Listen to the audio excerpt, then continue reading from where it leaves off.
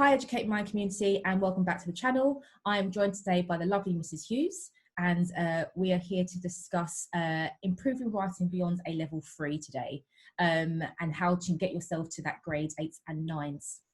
So Miss Hughes, would you like to say anything, introduce yourself?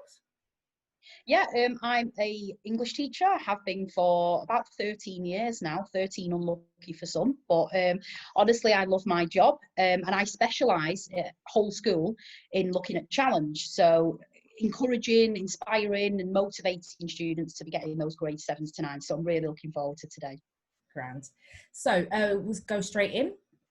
So the English language paper 1 is our focus, and we're looking at the question 5 and the choices you have between the two questions.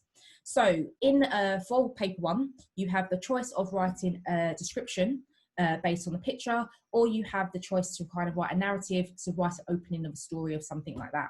So for AO5, you are awarded 24 marks, and for AO6, you're awarded 60 marks. So it's quite a big chunk of it actually is down to things like your spelling, punctuation and grammar. Because I know it's a thing that some students kind of ask quite often. Is my work going to be marked on SPAG? And actually for this part of the paper, it is, and it's important. So just going to go through the mark scheme and what it needs to do to get to those level 4s. So for level 4, first thing you need to be able to do is be able to communicate in a convincing and compelling way. Your tone and style needs to be suited or assuredly matched to the purpose and audience. So I think this is quite an important thing as well, actually, because some students will write and it doesn't always meet the purpose, audience or the form. And I think that is something that definitely, as it says, needs to be assuredly matched, is you are able to know, okay, who am I writing for? Am I writing to describe, entertain, inform? What is it you're being asked to do? And I think that's the part that you need to be able to adapt your style in order to suit that. What's quite interesting is you have extensive and ambitious vocabulary.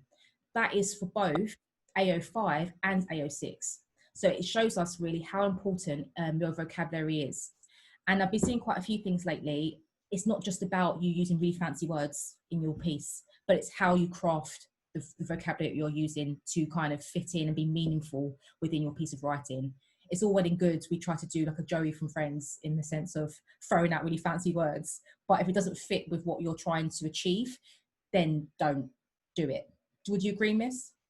Yeah, totally. And it just made me laugh, the Joey from Friends bit. One tip I always give to students actually in the proofreading stage is to go back and just spend 5 minutes at the end, possibly looking at some of the adverbs, the verbs, the adjectives that you've used, maybe putting a line through them and improving them. Because again, that's proving to the examiner that you are consciously crafting your work. So I totally agree. Yeah. You also marked on your organisation. So it's not just about you, yes, using paragraphs, but it's also about how you use structure in inventive and varied ways. And I think that's definitely something that maybe sometimes students struggle with, not just actually in the writing paper, but also in the reading paper, is talking about structure and the effects that it can have. And Miss will be going through a bit more of that later on. As you can see again, the idea of being kind of compelling comes up again. So you can see here the difference in what they ask you to do for level 3 compared to level 4. Your writing has to be convincing and compelling to the examiner and to your reader. And obviously having fluently linked paragraphs and using kind of discourse markers in order to do this and to have the kind of a natural flow to your writing in this sense. So AO6 is looking at your technical accuracy, and this is a bit more where the kind of SPAG marks come involved in this. So you need to be making sure that you're being secure and consistently accurate in regards to your spelling, punctuation and grammar. You should be trying to use a wide range of punctuation. So, you know, you're not just getting in your full stop and your comma and your exclamation mark, but you're trying to use things like brackets and dashes and semicolons and colons and ellipses and, you know, a range of punctuation within your answer, and not just sticking them in there either. How are you using them for a particular purpose and effect? I think students just think, okay, I've got a semicolon there, so it's fine. But what is it actually adding to your piece in that particular way? Also, you've been able to use a full range of appropriate sentence forms for effect. How are you crafting your sentences? How are you being able to use more kind of complex sentences, but then can you add kind of short, simple sentences in there for effect, and having the conscious use of doing it, I think. again, like with punctuation, are you doing it? Are you crafting it to add meaning to your writing, or just plonking it in there because you know you have to get it in there, basically? High level of accuracy in regard to your spelling and including ambitious vocabulary. And as you see again, ambitious vocabulary comes up again in this section. So vocabulary here, especially for this question, is so important. So what makes a compelling piece of writing? So what makes a creative piece of writing? So this is now where Miss Hughes will be going through this with you. So just to kind of talk about actually what will get you to that grade 9. Okay, so as Miss mentioned before, there are some really good features of level 4 writing that will make your writing compelling and stand out from some of the other answers that the examiners mark.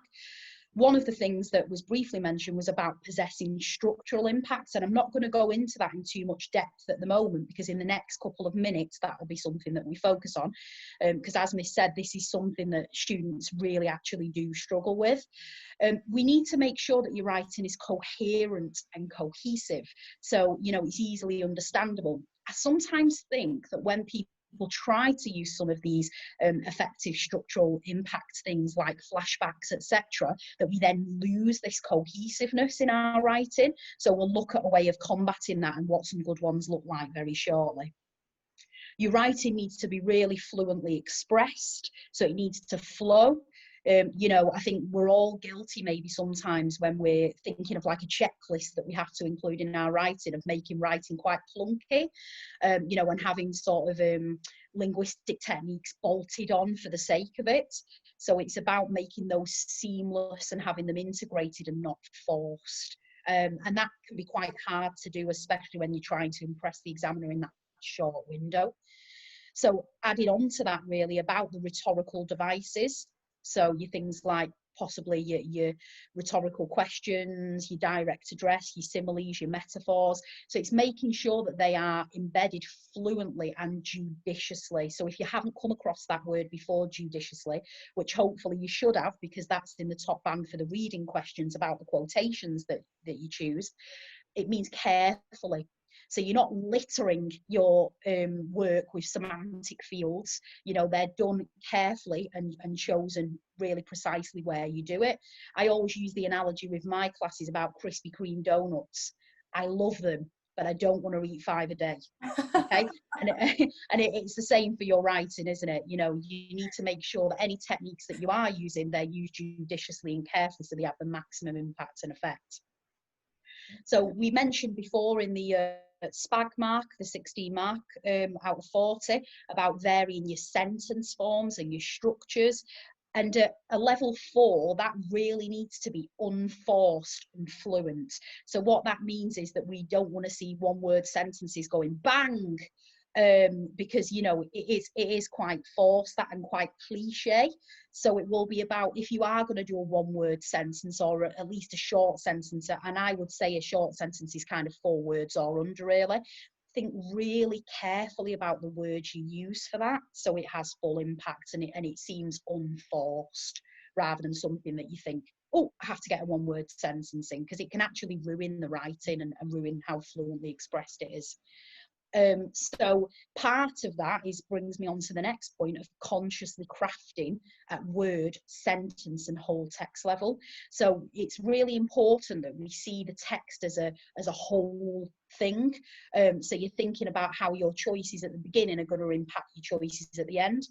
And you'll have already actually analysed this in another writer's work in question 3 and looked at possibly, why an opening might have a cyclical structure with an ending. Why does it do that? Why do focus shifts happen? So every single thing that you do on the reading part of this paper, you can then kind of magpie a little bit for your answer at the end. And that might even be down to kind of using a bit of stylistics and even copying the structure of some of the paragraphs from the reading extract. So, look at that first paragraph. What do they do in the exposition? Do they establish the mood and the tone by using the weather? Do they drip feed information about a character? Use it yourself. Okay, that's what it's there for. And then finally, it may employ time or perspective shifts confidently. And that's what I alluded to a little bit earlier about possibly those flashbacks and trying to not make it clunky. And I think a really good way of doing that might be, instead of to literally shift time, to maybe do it via a memory of something, you know, looking at a micro detail that triggers something in the mind of the character and really enables us to make a connection with your character that's in the story. Yeah, I agree with that, because I think one thing people find difficult is switching time or perspective, because actually when you mark work, sometimes they do it by accident where they did, you know, they start off with either the tense change, it could be past tense and then go to present, but that was not done for stylistic effect, but just error. So it's being able to, yeah, it's quite a difficult skill, but as you said, I like the idea of just an idea of a memory or something like that as a way to shift time. That's nice. Yeah, I mean, I think when I've seen students try to do flashbacks, some students can, and it seems quite seamless. So, for example, you know, you might be in the exposition, you might be in, you know, a wintry scene, and the next paragraph might talk about what that scene was like in spring when the flowers were all blooming. It changes the mood and tone somewhat, but that can actually make coherence quite difficult, because it's then getting back to the present time, isn't it? So I sometimes think a memory is a way of almost avoiding that, but you know, there are other ways as well.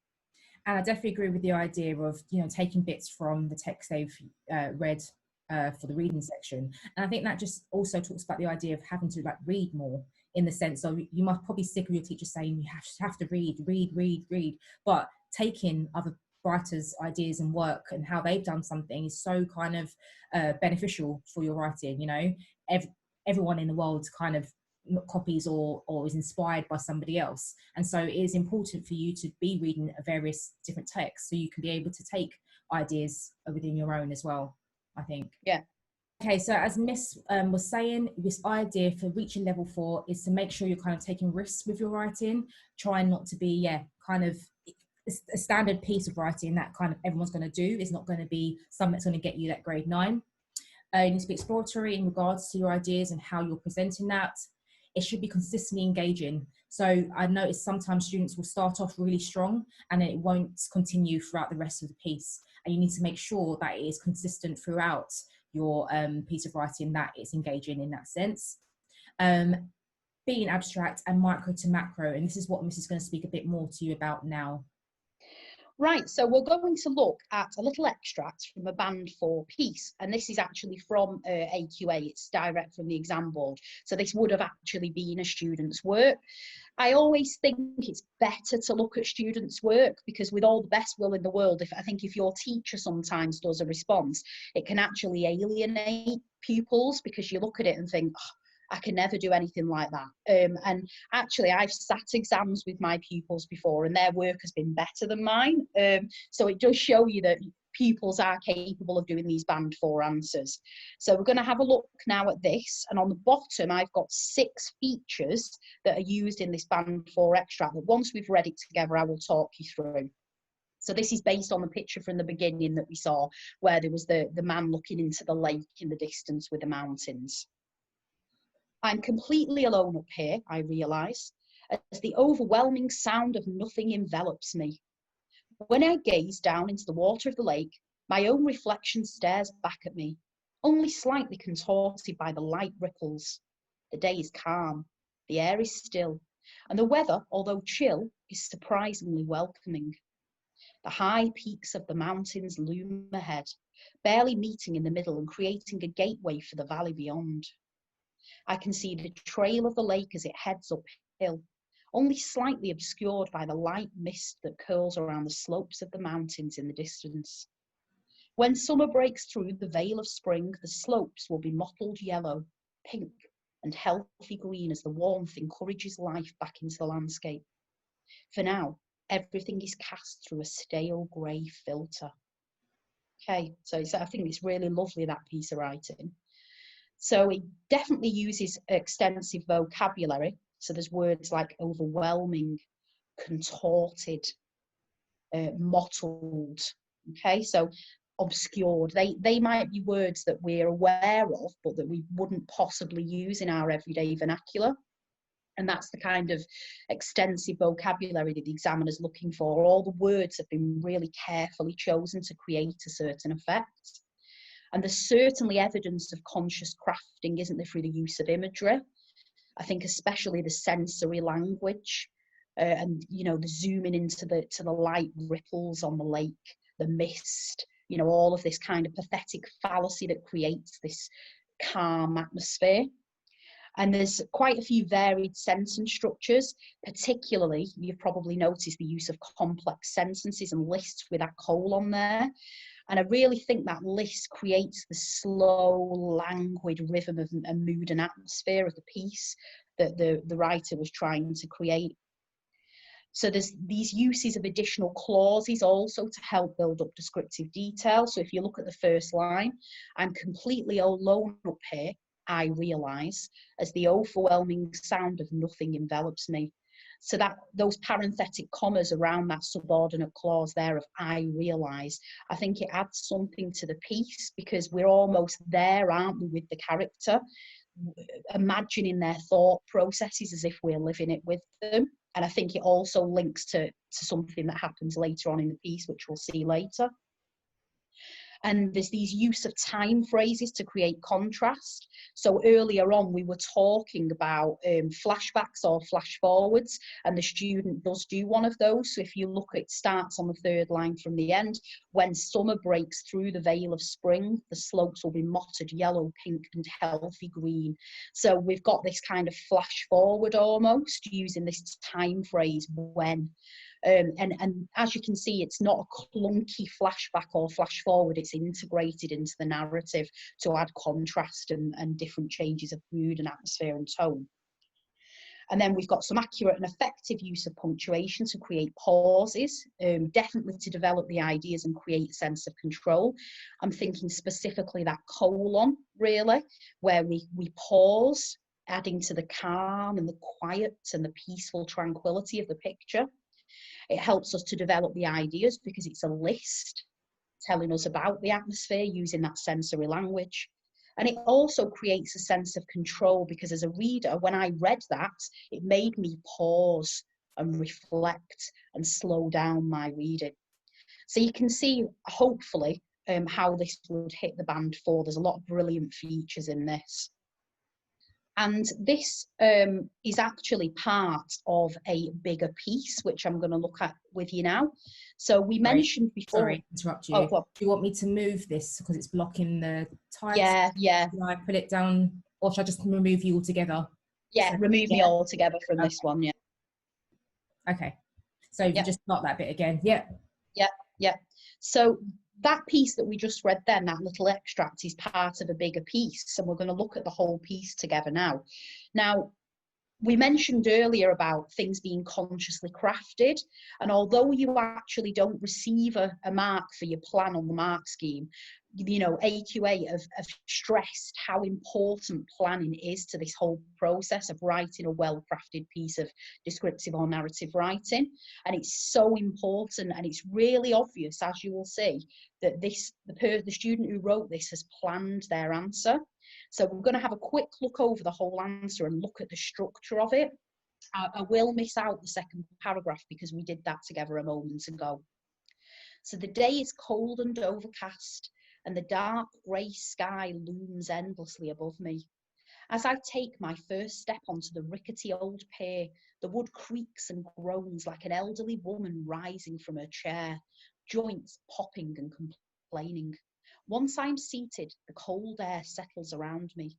The atmosphere alongside the lake is clammy, and condensation beads upon the dried out wooden planks of the walkway. So then we would have the second paragraph that we read before. Suddenly, the peaceful silence is interrupted. The sound is small but stark against the tranquility that my ears had grown accustomed to. There again, the noise surrounds me, bouncing off of the edges of the mountains and disorienting my senses. Again, behind me this time. I whip around in search of the source, the sound growing louder to reveal a strange murmuring. My heart pounds in my chest as I try to level my breathing. The sound is everywhere, growing louder and more frequent. And I try my best to convince myself it's nothing, that I'm all alone. What if? A deafening screech echoes around the lake. My heart stops in my chest.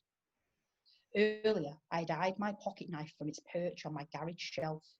Why didn't I pick it up? I ask myself, as the horrifying sound reverberates around the ravine. Just as I'm preparing myself for defence, a single gull lands to perch on the post in front of me. It looks me in the eye, tilts its head as if considering me, and lets out a screeching call. Relief floods me, adrenaline coursing through my veins and warming me against the chill air. I laugh, standing to leave and give the gull a courteous wave. Smiling and shaking my head at my own mistake, I head home.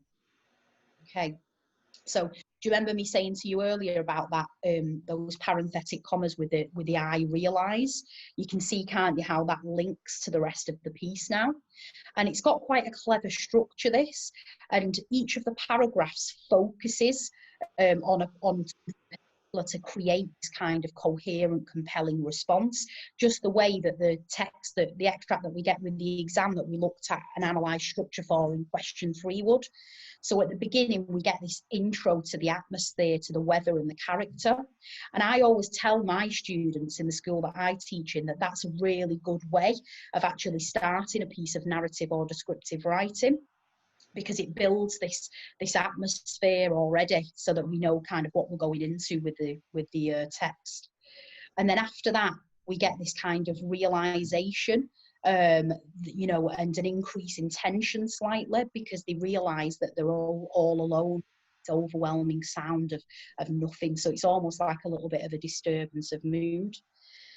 And then we get this kind of view of all the lakes and the hills beyond, and the increase of tension a little bit as we get down to the sound is everywhere, growing louder, more frequent. Right to the end, where we get this kind of realization, this twist almost, that it isn't something too horrible and macabre, it's actually a gull that the person's seen. And the examiner, when marking this, said that the student has exploited the calm, chaos, calm structure to maximum effect. But what did she actually mean by that? So if we look at the start of this extract, it was all very calm and beautiful with this relaxing, tranquil tone. And then in the middle, we get this kind of build of tension, this chaos. And then at the end, it's back to the calm again in almost kind of a cyclical way, really. And if you think of the traditional story arcs, it's just like that. You get the exposition, the rise in action, the climax, the fall in action, and then your denouement at the end. So they've used this classic story structure, which is always a winner, I think, in a piece of writing.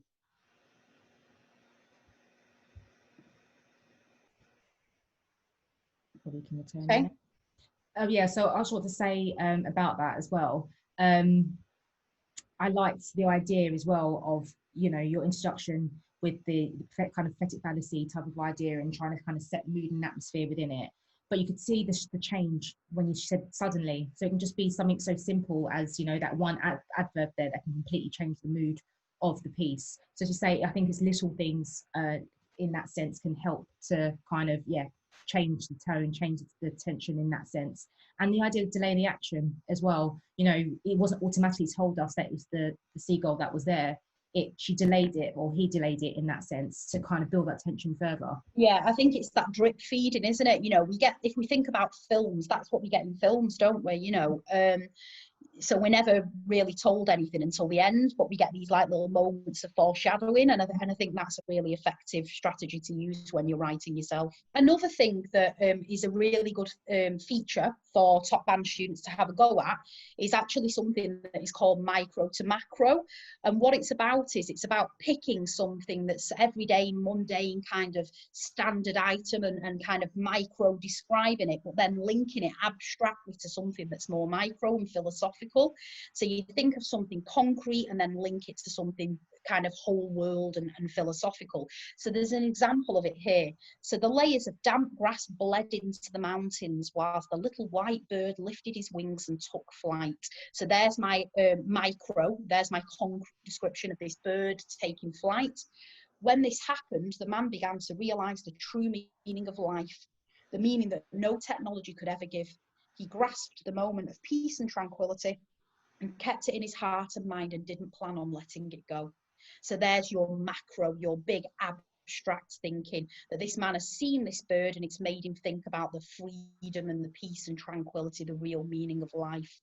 And I saw this done only last week, actually, on a really good piece of transactional writing. So you can use this for your paper 2 question 5s as well, where somebody had written about the importance of education. And one of the paragraphs that they'd written said, you know, education is whatever the government wants it to be. And it was this kind of real philosophical big idea that they'd just mentioned there that they then later went on to in the piece.